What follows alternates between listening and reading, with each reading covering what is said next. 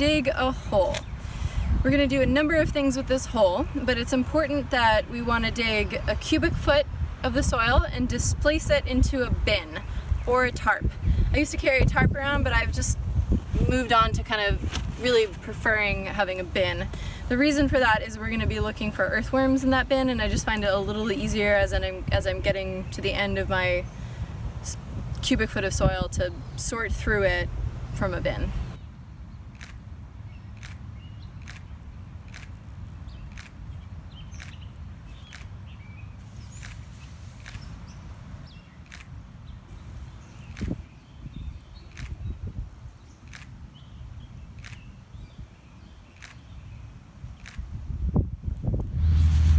In this particular hole, the majority of the roots seem to terminate at about 5 inches, which is really good for springtime.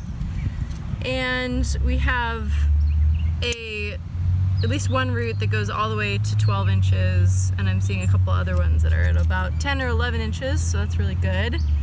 So it doesn't appear that any of the roots are sort of hitting compaction points. None of the roots are abruptly turning sideways. None of them appear to be balling up. So we have good root behavior.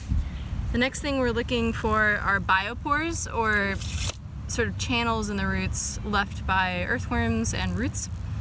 And at this point we just count what we see in terms of biopores in the hole walls. I'm seeing about 3 visible biopores on average per wall. So about 12 in the hole. Double checking that. Fewer on this wall, so maybe I think we'll say 10. Yeah. The other thing we're looking for in the hole is the depth of topsoil. So what we're looking for is a color change. On a farm that's tilled regularly, I usually see a pretty bright line of dark colored topsoil, light colored subsoil, usually at around 9 inches.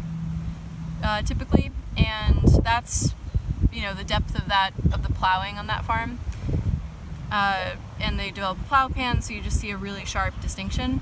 On a farm like Caro farm that has been using no-till practices, you often see a much fuzzier gradation, a marbled appearance, and we clearly see that on this site.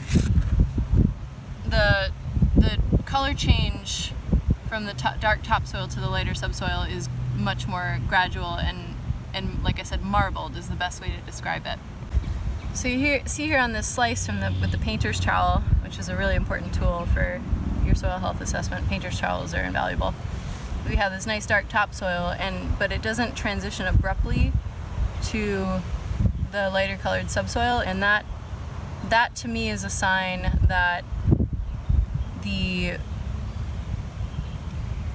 merging of the subsoil and topsoil is happening a lot through root and worm and other biological activity, and not through just plowing and turning over one layer of the soil. Another aspect of the soil system that we're looking at when we do the digging a hole test is root sheathing. So this is basically the strength of the relationship between the plants that are growing on site and the soil community. You can see here that these roots are very tightly sheathed in soil, so that you can't see very much of the primary root through the soil clinging to it. Grass is one of the better, I just went and grabbed this clump of grass because grass is one of the better plant families to test this on.